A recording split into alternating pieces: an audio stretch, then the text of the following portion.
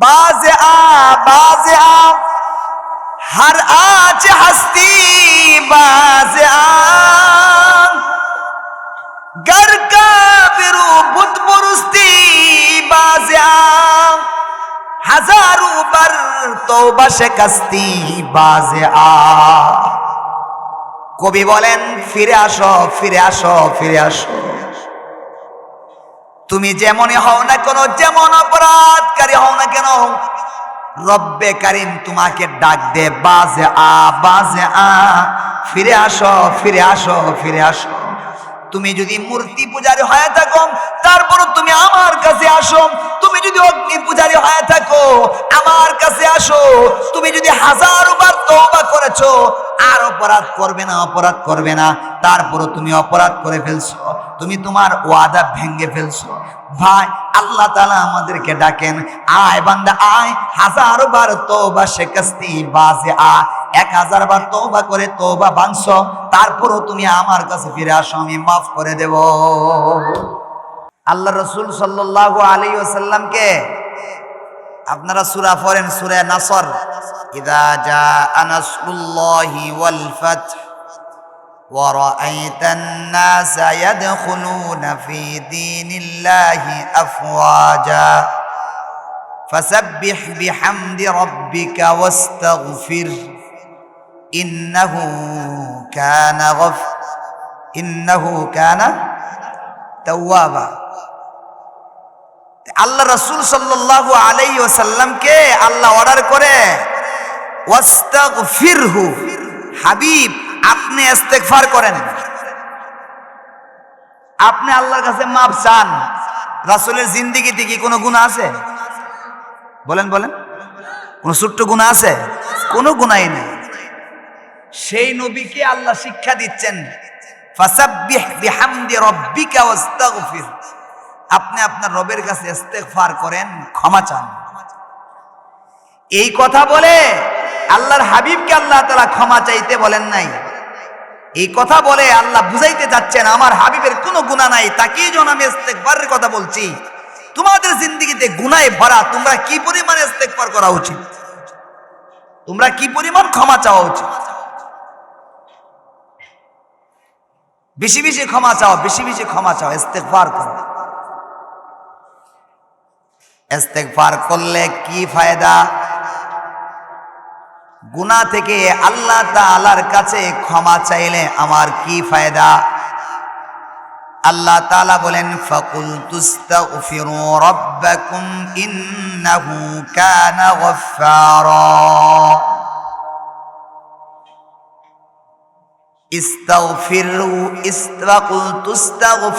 তোমরা ইস্তেগফার করো, ক্ষমা চাও। ইন্নাহু কানা গফফারা, এক নাম্বার ফায়দা, তুমি যদি ইস্তেগফার করো, তুমি যদি আল্লাহর কাছে ক্ষমা চাও, তাহলে আল্লাহকে তুমি ক্ষমাশীল পাইবা। তোমার জন্য আল্লাহকে ক্ষমাশীল পাইবা। আল্লাহ তাআলা তো বান্দাকে ক্ষমা করতে চান, কিন্তু আমাদের দুর্ভাগ্য আমরা ক্ষমা চাইতে চাই না, অনুতপ্ত হইতে চায় না। দুনিয়ার বুকে যদি কেহ কারো কাছে অন্যায় করে, নত না হইলে তাকে ক্ষমা করে না। দুনিয়ার বুকে কেহ কারো কাছে যদি অন্যায় করে, তাকে আঘাত করার জন্য দেখা যায় রাস্তায় দাঁড়ায় যায়, লাঠি নিয়ে দাঁড়ায় যায়। দুনিয়ার বুকে মানুষ মানুষের কাছে অন্যায় করলে নত না হলে তাকে ক্ষমা করে না। মহান রব্বুল আলামিন শুধু আমাদের খালেক না, বানানেওয়ালা না, তিনি আমাদেরকে বানাইছেন এবং আমাদেরকে লালন পালন করতেছেন, খাওয়াইতেছেন, সব কিছু তিনি করতেছেন। সুতরাং তিনার বেলায় যদি আমরা তার কাছে নত না হয়, তাহলে তিনিও আমাদেরকে ক্ষমা করবে না। আমার ভাইয়ের আল্লাহ পাক রব্বুল আলামিন কোরআনে কারিমে ডাক দিবেন, কুল ইয়া ইবাদিয়াল্লাযীনা আসরাফু আলা আনফুসিহিম লা তাকনাতু মির রাহমাতিল্লাহ ইন্নাল্লাহা ইয়াগফিরুয যুনুবা জামিআ ইন্নাহু হুয়াল গফুরুর রহিম। আমার ভাইরা, আল্লাহ পাক রব্বুল আলামিন বান্দাদেরকে ডাক দিয়ে বলেন, ইয়া ইবাদ, হে আমার বান্দারা শুনো, যারা নিজের জানের উপর অত্যাচার করেছো, গুনাহ করেছো, অপরাধ করে ফেলছো, আল্লাহ আমাদেরকে ভুলে যায় নাই, ভুলে যায় নাই। আল্লাহ বলেন, যারা আমার কাছে অন্যায় করেছো, নিজের জানের উপর অত্যাচার করেছো, আমি তোমাদেরকে বলিলা তাকুনাতু মির রাহমাতিল্লাহ, তোমরা আল্লাহর রহমত থেকে নৈরাশ হয় না, নৈরাশ হয় না।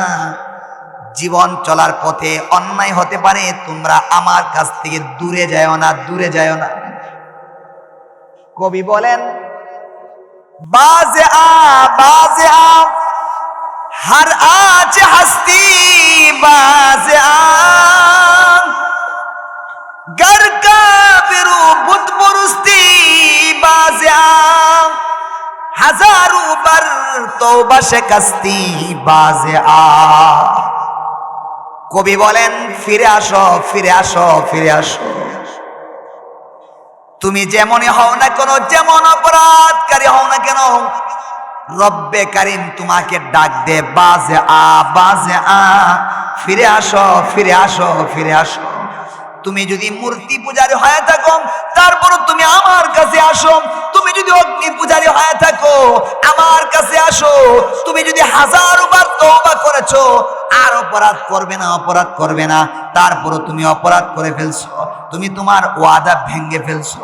ভাই, আল্লাহ তাআলা আমাদেরকে ডাকেন, আয় বান্দা আয়, হাজারবার তওবা শিকস্তি বাজে আ, 1000 বার তওবা করে তওবা ভাঙছো, তারপরও তুমি আমার কাছে ফিরে আসো, আমি মাফ করে দেব। আল্লাহ আমাদেরকে ডাকেন, ডাকেন। এ যুবক ভাই, যৌবনের তারুণ্যের পরে গুনাহ করতেছো, এ যুবক ভাই, আর কত বেনামাজি থাকবা?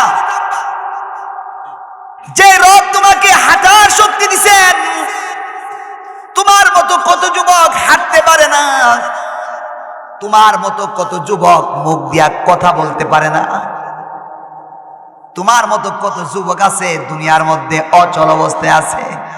আল্লাহ তাআলা তোমাকে ব্যবসা করার প্রতিষ্ঠান দিছে, আল্লাহ তাআলা তোমার একটা দোকান দিছে, আল্লাহ তাআলা তোমাকে বাজারে ব্যবসা করার মতো তোমাকে একটা স্পেস দিছে, বাজার পরিচালনা করার একটা স্পেস দিছে। সেগুলি পায়া তুমি তোমার রবরে ভুলে গেছো। সাবধান, সাবধান। আল্লাহ তাআলা পাকড়াও যদি চলে আসে, তোমার দুনিয়ার কোনো চাকচিক্যতা, দোকানপাট, টাকা, তোমার আভিজাত্যতা তোমাকে কোনো আটকাইতে পারবে না। এ যুবক ভাই, আর কতদিন পরে নামাজ ধরবা? এ যুবক ভাই, রব্বে কারীমকে ভয় করো, ভয় করো। রব্বে কারীম তোমার প্রতি আহসান করছেন, দয়া করছেন। রব্বে কারীম তোমাকে জওয়ানি হালতে অনেক বড় বানাইছেন। তুমি তোমার রবরে ভুলে যাও না, রবরে ভুলে যাও না। যুবক ভাইরে, নামাজটা ছাড়িস না রে ভাই। অন্যায় করো না, গুনার সাথে চলো না, গুনার সাথে চলো না। 5 ওয়াক্ত নামাজ যদি পড়ো, তোমার অনেক সময় নষ্ট হবে না। 2-4টা কাস্টমার যদি চলে যায়। আমার জানা মতে এই মাঠের মধ্যে একটা লোক আছে, আমি তারে ছোটকাল থেকে চিনি। প্রথম নজরটাই তার দিকে গেছে। এই মাঠের মধ্যে একজন লোক আছে, সে দীর্ঘকাল রিক্সা চালাইছে, লম্বা সময় রিক্সা চালাইছেন। এই মাঠে আমার সামনে আছেন।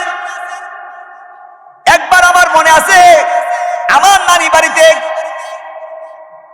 যাকে আপনারা মিনুর মার নামে চিনেন, মিনুর মার ওই বাড়িতে দীর্ঘকাল পর্যন্ত বড় হুজুর রহমাতুল্লাহি আলাইহি বারবার আসতেন। প্রতি মাসে ইজতেমা করার জন্য আসতেন। ওই সময় কাল থেকে ওনাকে দেখতাম, উনি ওই সময় কাল থেকে আমি খেয়াল করেছি তিনি তখন রিক্সা চালাইতেন। এখন চালা কিনা জানি না, বাকি আমার সামনে বসে আছেন। আমার ভাইয়েরা, একদিন আমি ওনাকে জিজ্ঞাসা করছিলাম ওই ছোটকালে, ভাই আপনি যে প্যাসেঞ্জার ফালায়া দুটা মসজিদে চলে যান, নামাজ ছেড়ে দিয়া নামাজকে ধরার জন্য প্যাসেঞ্জার গাড়িতে বসায়া মসজিদে গেছেন।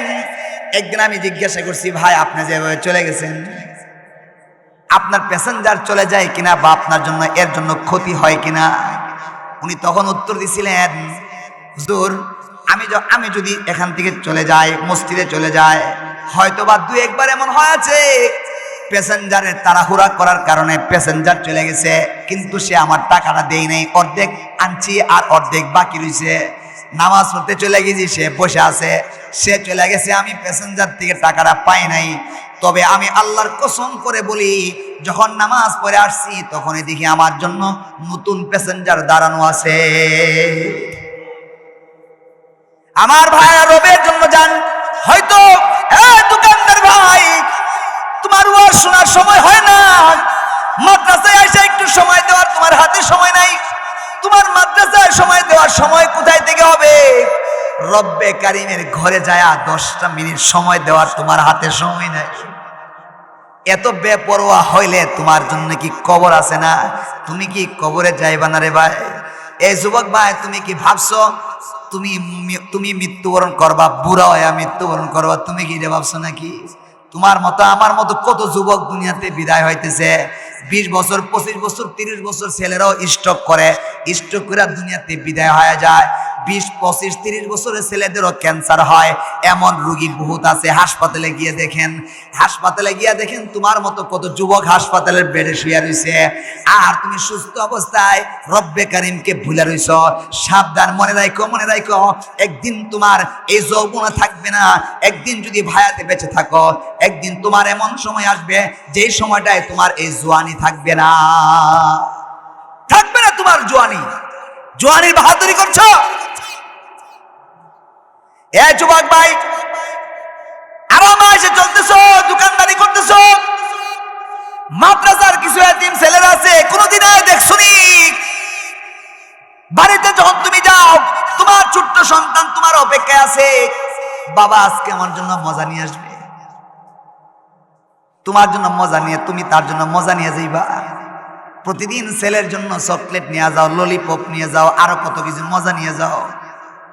আল্লাহ তোমার তৌফিক দিছে, ছেলের জন্য তুমি খাবার নিয়ে যাও। এই গোকর্ণঘাট মাদ্রাসার অনেক এতিম ছেলেরা আছে যারা বাবার থেকে টাকা পায় না, গরিব হালতে চলে। তুমি তোমার ছেলের জন্য, তুমি তোমার বাসাওয়ালাদের জন্য 1 কেজি 2 কেজি আপেল কিনা নিয়ে গেছো। তোমার মাথায় কি কোনো দিন ঢুকছে মাদ্রাসার হেফজখানা ছেলেদেরকে আমি একটা চকলেট খাওয়াবো? তোমাকে আল্লাহ ধন দৌলত দিয়েছিলেন, তোমার মাথায় কি ঢুকছে আমি নুরানি ছেলেদেরকে আমি একটা আপেল খাওয়াবো, একটা আম খাওয়াবো? আরে দেখো, জীবনে কত মানুষকে খাওয়াইছো, একদিন এসে মাদ্রাসার তলেবুল ইলমদেরকে একটা আপেল খাওয়ায় দেখো, একটা চকলেট খাওয়ায় দেখো।